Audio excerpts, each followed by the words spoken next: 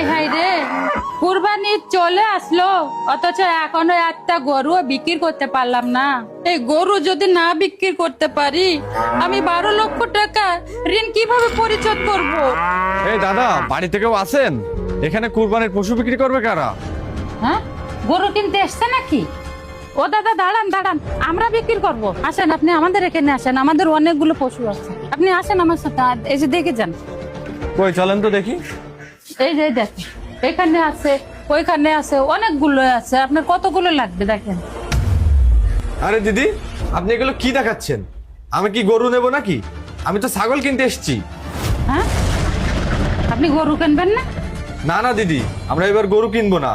আমরা তো এই বছর ছাগল কুরবানি দেবো, সেই জন্য তো আপনাদের এইদিকে ছাগল কিনতে আসছি।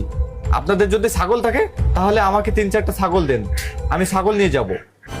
না না দাদা, আমরা তো ছাগল পালন করি না, আমরা সারা জীবন ধরে গরু পালন করি। দাদা, কুরবানির জন্য আপনি এখান থেকে 2টো গরু নিয়ে যান। না না দিদি, এবার তো আমরা গরু কুরবানি দিতে পারবো না। এবার নতুন সরকারে তো আমাদের গরু কুরবানি দেওয়া নিষিদ্ধ করে দিচ্ছে, তাহলে আমরা কেন গরু কুরবানি দিব? আপনারা যদি গরু কিনে কুরবানি না করেন তাহলে আমরা এতগুলো গরু কোথায় বিক্রি করব? আমরা তো না খেয়ে মারা যাব গরু বিক্রি না করতে পারলে। না না দিদি, আপনারা যতই কথা বলেন না কেন, আপনাদের এই গরু আমরা কিনতে পারবো না, কারণ আমরা এবার গরু বয়কট করে দিচ্ছি। আমরা এবার শুধু ছাগল কুরবানি দিব। ও দাদা, আপনারা মুসলমানরা যদি এই গরু না কেনেন তাহলে এই গরু আমরা কোথায় বিক্রি করব? আমি 12 লক্ষ টাকা ঋণ নিয়ে এই গরু কিনেছি, এখন যদি আমি বিক্রি না করতে পারি তাহলে তো গলায় ফাঁসি দিয়ে মরতে হবে। এই গরু পালন করেই আমাদের সংসার চলে।